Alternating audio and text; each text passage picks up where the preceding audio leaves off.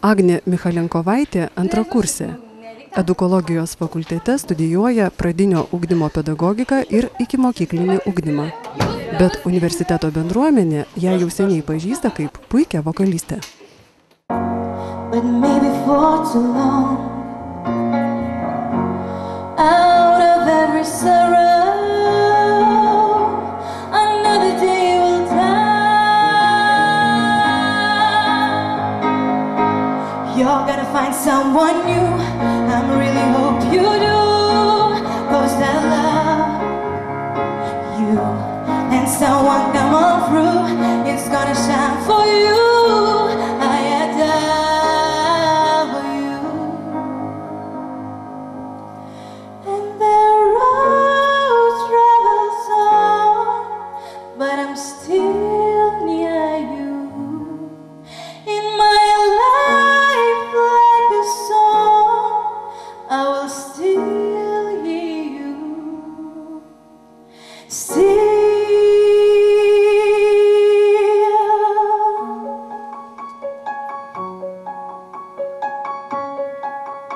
Žinoma, kai su Agne susitikome pasikalbėti kavinukėje, visas pokalbis sukosi apie muziką. Aš užaugau Mažeikiuose, paskui įsikraustėm į Žydikus ir aš ten baigiau Šatrijos raganos Marijos Pačkauskaitės vidurinę mokyklą. Kiekvieną kovo 8-ąją švenčia mokykloje labai didelė šventė, yra Šatrijos raganos gimtadienis. Ir tada mokykla būna pilna baltų rožių, labai gražu ir visi važiuoja sveikinti mokyklos direktorės ir visų mokinių.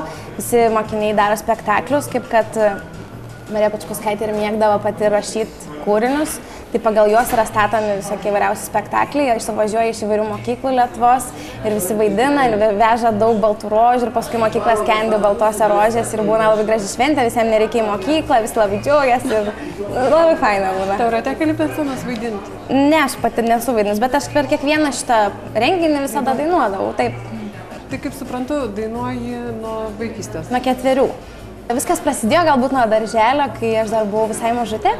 Ir mano buvo pati pirmoji dainų dainelė 4 metų ir aš atsimenu, kaip aš dainavau dainą apie katiną, užsilipus ant scenos turėjau tokį didžiulį katiną ir jį tempiaus kartu su savim ir man taip yra įstrigę tas atsiminimas. Tai turbūt dainų dainelės ir šiaip labai brangios man būdavo tokios.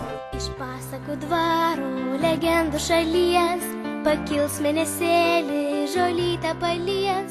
Vienos dainų dainelės metu Agnę pastebėjo jos dabartinis prodiuseris Mažeikiškis Antanas Dargis, ieškojęs poros kitai vokalistei Gintariai. Agnė išmoko dainuoti ir duetu, ir solo. Ir aš jau pasidainuoju 5 metai ir esu be galo laiminga ir viską, ką moku, galiu tik jam padėkoti už tai. Dėl to, kad jis išmokė mane visko, ką aš dabar moku. Kaip aš dabar dainuoju, tai yra tik jo nuopelnas, nes aš kai ėjau pas jį dainuoti, aš jaučiausi tokia dievaitė, tokia diva, kad dainuoju nerealiai. Ir aš atsimenu pačią pirmą repeticiją, kai tai jau perklausė, jis per pusę dainos mane sustabdė ir sako, wow, palauk, išmok ir ateik. Ir aš tada grįžau namo, jaučiausi tokia sužlugdyta visa, galvojau, dieve, nu kaip čia yra, juk aš taip gerai dainuoju. Bet tik va šiandien galiu pasakyti, kad jau pramokau dainuoti ir kad pramokau, tai esu tokiam dėkinga. Mokykloje Agnė svajojo apie muzikos studijas.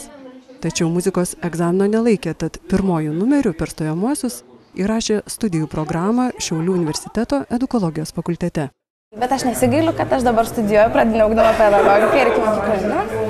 Dėl to, kad turiu puikų kolektyvą, savo draugų, visi mano grupiokai yra labai šaunūs ir mes puikiai tariam. Ir aišku, tai nėra pagrindinis dalykas, dėl to, kad specialybė yra viena, draugai yra kas kita, bet aš labai džiaugiuosi, kad aš tokiais žmonėms turiu galimybę dirbti ir tobulėti ir jie man labai daug padeda, nes aš irgi kartais nespėju per savo dainavimą, labai turiu daug koncertų, važinėju ir kartais man tiesiog nesigauna visko padaryti ir jie man padeda labai visą laiką, nu tikrai yra labai geras kolektyvas ir labai džiaugiuosi.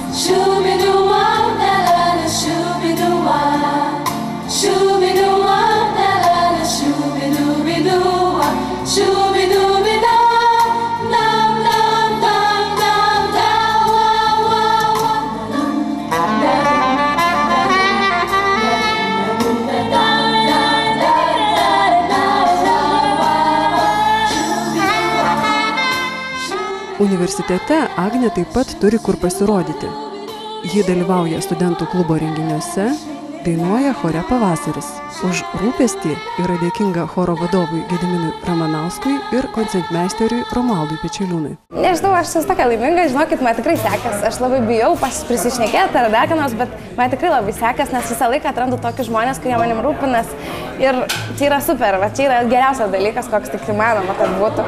Nes žmonės, aš jų neprašau, jie manim rūpinas ir aš taip esu dėkinga, kad aš net nemoku pasakyti, nu ačiū, čia neužtektų, tikrai. Neužtektų, ačiū. Nu, tu atsidėkoji savo dainavimu. Gali būti ir aš džiaugiuosi, jeigu kam nors tai glosto širdį, nežinau, galų gale, jeigu patinka, jeigu klausosi, tai super. Gerai, pakalbėkime apie muziką, apie dainavimą. Kas tau yra tas dainavimas? Na, tai yra viskas. Tau labai patinka būti scenoje? Kaip mano vienas draugas yra pasakęs, kad Agnė sako, tu ant scenos jautiesi geriau negu namuose. Jo, iš tikrųjų, man labai yra smagu. Tas visas pirmas 30 sekundžių, kai užlipi ant scenos, yra labai labai baisios. Deba kojas ir nežinai, ko tikėtis. O paskui jau dainuoji, įsijauti, o paskui jau nebenori, kad baigtis pasirodymas. Kai visi ploja, tu stovi ir tu galvoji, galėtų dar būti lygiai tas pats. Nu, yra labai faina.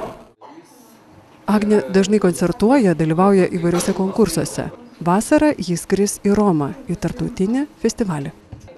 Nes aš be galo laukiu tos išvykos ir turėtų būti labai smagu pamatyti pasaulį, dalyvauti kažkur didesniai scenoje. Nu, turėtų būti smagu. Kaip šitą lietuvišką muziką vertini? Gerai vertinu, yra iš tikrųjų labai gerų atlikėjų, tokių kaip Džiazu. Labai aš ją tiesiog dievinu, kaip jinai nuostabiai atrodo scenoje, kaip jinai gerai dainuoja ir šiaip, wow! Yra ir ta pati Jurga Šeduikytė man patinka dėl to, kad jinai yra kitokia.